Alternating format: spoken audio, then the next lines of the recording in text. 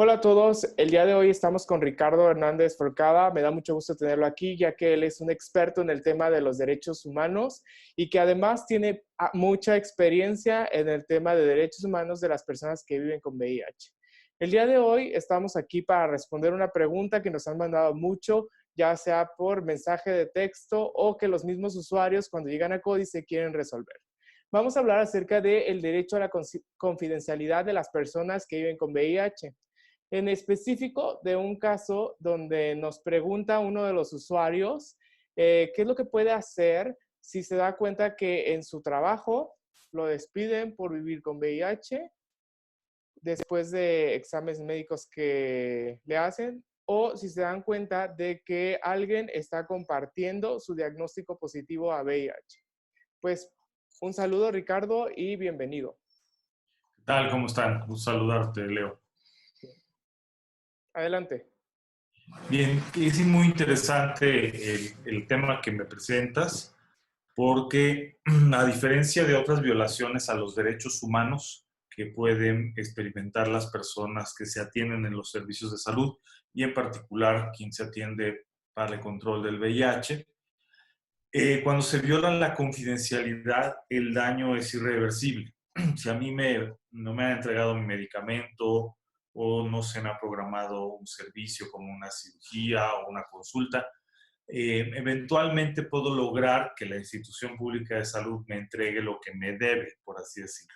Pero si ya se divulgó la información de mi diagnóstico, yo ya no puedo hacer nada para revertir la circunstancia de que esa información, que no debería estar en manos de personas no autorizadas, ya esté divulgada. Por eso es muy importante, como primer elemento para nuestra reflexión, recordar la importancia de valorar siempre con quién compartimos la información de nuestro diagnóstico, ¿no? A veces cuando una persona es recién diagnosticada, movida por la noticia, a veces comparte esa información con personas que no necesariamente tienen la capacidad de manejarla. Por eso la primera invitación es a tener mucho cuidado con a quién hacemos del conocimiento de nuestro diagnóstico. En segundo lugar, en el tema que tú me señalas, ahí se nota una cosa muy irregular. La primera cosa que me pregunto es por qué contaban con esa información las personas de recursos humanos de esa empresa.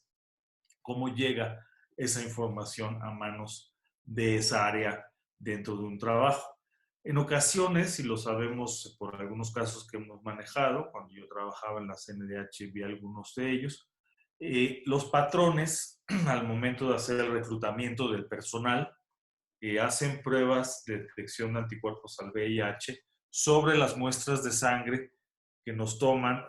Se supone que para hacernos una biometriomática o para hacernos una química sanguínea, pruebas más generales, y a veces ni siquiera advierten a la persona que le van a hacer una prueba de VIH. Esto es completamente irregular. A ninguna persona se le puede obligar a hacerse la prueba del VIH en ningún contexto, solamente bajo una orden judicial. Es el único caso en el que a una persona se le puede hacer prueba de VIH de manera obligatoria. Y no puede hacerse, desde luego, en el reclutamiento para el trabajo.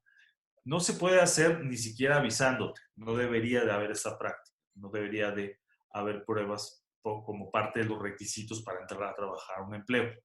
Pero mucho menos puede hacerse sin el conocimiento de la persona. Entonces aquí hay otra violación, que es la violación a la voluntariedad de la prueba. Ahora bien, una vez que esa información, por la razón que sea, ya la tiene un área administrativa de un empleo, debe manejarla con la más absoluta confidencialidad. ¿Esto qué significa? No hacer del conocimiento de terceros esta información. Algunas personas se preguntan, pero ¿yo cómo puedo saber si alguien tiene información sobre mi diagnóstico? Por ejemplo, ¿qué tal que yo hice una solicitud de empleo y no tengo certeza de si me tomaron la prueba de VIH aprovechando que hubo una toma de muestra de sangre?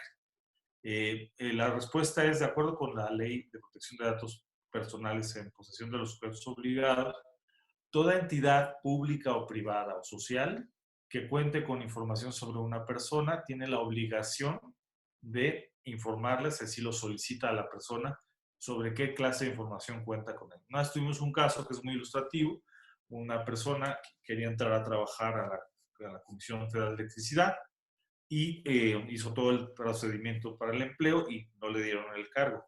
Y él decía que pues él le parecía muy raro, que porque cumplía con todos los requisitos y todo el perfil, que la única cosa que se le ocurría pensar era que quizá había sido discriminado porque le habrían hecho la prueba sin que él lo supiera. Y él me decía, pero yo cómo puedo saber si sí me hicieron la prueba. Y le dije, tú puedes solicitar el expediente de tu proceso de reclutamiento a la Comisión Federal de Electricidad y tendrá la obligación de entregar. Así lo hizo, se lo entregó y con esa información, ahí venía el diagnóstico, pudo poner una queja ante el Consejo Nacional para Prevenir la Discriminación.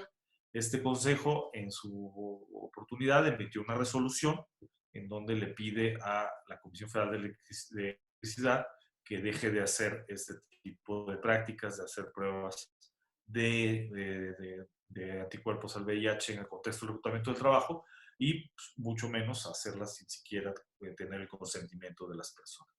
Muy bien, Ricardo. Entonces, una de las preguntas es también, ¿cuál es el marco jurídico o qué leyes nos protegen en nuestro país y cómo utilizarlas? En primer lugar está la Constitución, más constitucional, que prohíbe en su artículo primero la discriminación por razones de la condición de salud de las personas. En segundo lugar, el artículo 16 de la misma Constitución, que prohíbe cualquier tipo de prueba obligatoria. Tenemos además el artículo sexto y séptimo, que protegen el derecho al acceso a la información de las personas, que es la base para que podamos solicitar la información que estuviera en posesión de cualquier entidad pública o privada. En concreto, en temas de salud, la Ley General de Salud dice que todos los usuarios de los servicios de salud tenemos derecho a ser tratados con confidencialidad sobre cualquier tema que nos atendamos. Si yo me atiendo por hipertensión, por diabetes, por VIH, por lupus, por la razón que sea que yo esté recibiendo un servicio de salud, la información clínica es absolutamente confidencial. En concreto, en particular sobre VIH, tenemos la norma 010 SSA2 del año 2010, que es la que está vigente.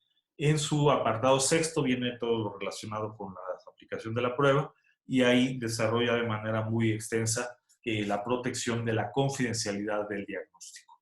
Entonces, ese es el marco que tenemos. ¿Y cómo lo hago valer? Para eso tenemos la posibilidad de acudir a las instituciones públicas de defensa de los derechos humanos. Tenemos 33 comisiones, una nacional y una en cada uno de los 32 estados. Tenemos además organismos que combaten la discriminación, destacadamente el Consejo Nacional para Prevenir y Eliminar la Discriminación. Existen organismos estatales, en particular en Yucatán, en la Ciudad de México y en algunos otros estados. También hay incluso organismos municipales en la ciudad de Querétaro, en la ciudad hay algunas ciudades que cuentan con organismos municipales de protección de derechos humanos. Desde luego está la vía jurisdiccional a través del amparo y destacadamente a través también, si puede acreditar el delito de discriminación, también existe la vía penal.